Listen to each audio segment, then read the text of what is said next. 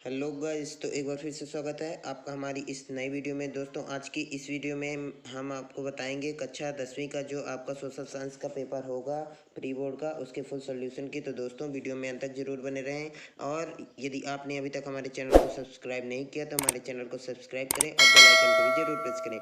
तो दोस्तों, चलिए देख लेते हैं आपका जो सबसे पहला क्वेश्चन है सही विकल्प में आपका जो पहला क्वेश्चन है कि निम्नलिखित में से ज्वारीय ऊर्जा किस प्रकार का संसाधन नहीं है। तो दोस्तों, इसका जो आंसर होगा वो आपका हो जाएगा का पुनः पूर्ति आयोग। उसके बाद आप देख लीजिए आपका जो दूसरा क्वेश्चन है कि पंजाब में भूमि निम्नीकरण का मुख्य कारण क्या है। तो इसका जो आंसर है वो क्या हो जाएगा आपका खा अधिक सिंचाई, इसका राइट आंसर हो जाएगा। तीसरा है आपका कि राष्ट्रवाद को चित्रों के माध्यम से दर्शाने वाला फ्रांसीसी कलाकार है। तो इसका आंसर क्या हो जाएगा आपका फ्रेडरिक सारियो, इसका राइट आंसर हो जाएगा। उसके बाद आप देख लीजिए आपका जो चौथा क्वेश्चन है कि स्वतंत्रता आंदोलन के दौरान वीर सेनानी भगत सिंह ने कौन सा प्रसिद्ध नारा दिया था। तो उन्होंने कौन सा नारा दिया था, इंकलाब जिंदाबाद, इसका राइट आंसर हो जाएगा। उसके बाद फिर पांचवा, इनमें से लोकमत के मार्ग में बाधा है। तो इसका जो आंसर है वो क्या है आपका का जातिवाद लोकमत के मार्ग में बाधा है। उसके बाद आप देख लीजिए अगला क्वेश्चन है आपका छठवां कि घरेलू बाजार में बहुराष्ट्रीय कंपनियों का प्रवेश किसके लिए हानिकारक साबित हो सकता है। तो इसका जो आंसर है वो क्या है आपका कि सभी छोटे पैमाने के उत्पादक, इसका राइट आंसर है। उसके बाद अब दूसरा है रिक्त स्थानों में पूर्ति कीजिए, आपको रिक्त स्थान में भरना है। तो इसका पहला क्वेश्चन है कि भारत में सघन वन क्षेत्र डैश डैश प्रतिशत है, कितने प्रतिशत है, 12.2% है। उसके बाद दूसरा है जिला मार्ग की सड़कों का निर्माण व रख रखाव डैश डैश द्वारा किया जाता है। तो इसका आंसर हो जाएगा जिला परिषद द्वारा किया जाता है। उसके बाद तीसरा है पूर्ण स्वतंत्रता का प्रस्ताव डैश डैश में पारित हुआ, कब पारित हुआ, 31 दिसंबर 1929 में ये पारित हुआ। उसके बाद चौथा है छपाई के लिए कंपोज करने वाला डैश डैश कहलाता है। तो इसका आंसर कंपोजिटर होगा। उसके बाद पांचवा है भारत की वर्तमान पंचायती राज व्यवस्था डैश डैश संवैधानिक संशोधन पर आधारित है। तो 73वें संवैधानिक संशोधन पर आधारित है, आपको यही लिख देना है कि 73वें संवैधानिक संशोधन पर आधारित है। उसके बाद छठवां है 2011 की जनगणना अनुसार महिला साक्षरता दर कितने प्रतिशत है। तो 64.63% महिला साक्षरता दर है।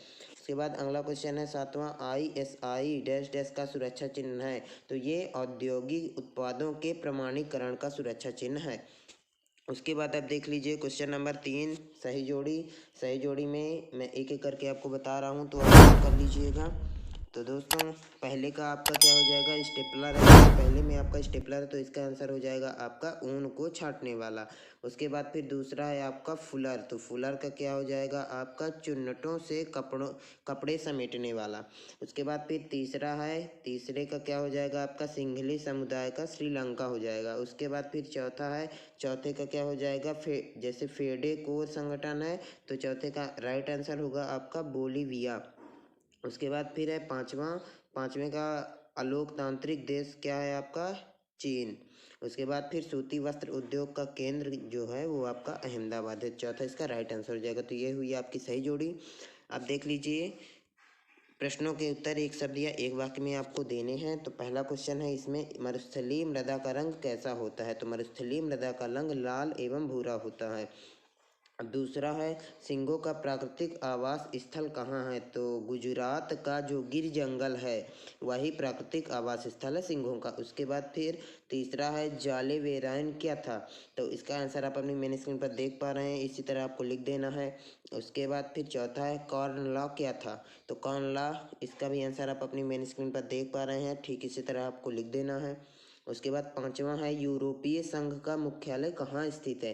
तो इसका जो मुख्यालय वो है ब्रसेल्स बेल्जियम में स्थित है। उसके बाद है छठवां शपथ पत्र से क्या आशय, इसकी परिभाषा लिखनी है आपको शपथ पत्र की। तो इसकी परिभाषा आप अपनी मेन स्क्रीन पर देख पा रहे हैं, तो ठीक इसी तरह आपको लिख देना है। उसके बाद सातवां है भारत में सर्वाधिक साक्षर राज्य कौन सा है। तो ये तो बहुत ही नॉर्मल क्वेश्चन है, तो इसका आंसर है आपका केरल।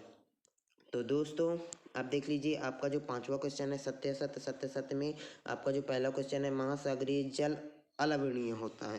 तो ये बिल्कुल आपका गलत है। उसके बाद आप देख लीजिए दूसरा, मार्टिन लूथर प्रोटेस्टेंट धर्म सुधारक थे। तो ये बिल्कुल सत्य है आपका। उसके बाद तीसरा है ईसाई धर्म की शाखाएं कैथोलिक और प्रोटेस्टेंट में विभाजित हैं। तो ये भी आपका बिल्कुल सत्य है। उसके बाद चौथा है भारतीय स्टेट बैंक करेंसी नोट जारी करता है। दोस्तों ये बिल्कुल गलत है, रिजर्व बैंक ऑफ इंडिया करता है जारी। उसके बाद पांचवा है सेवा क्षेत्र अर्थव्यवस्था का प्राथमिक क्षेत्र है। तो ये दोस्तों आपका असत्य है।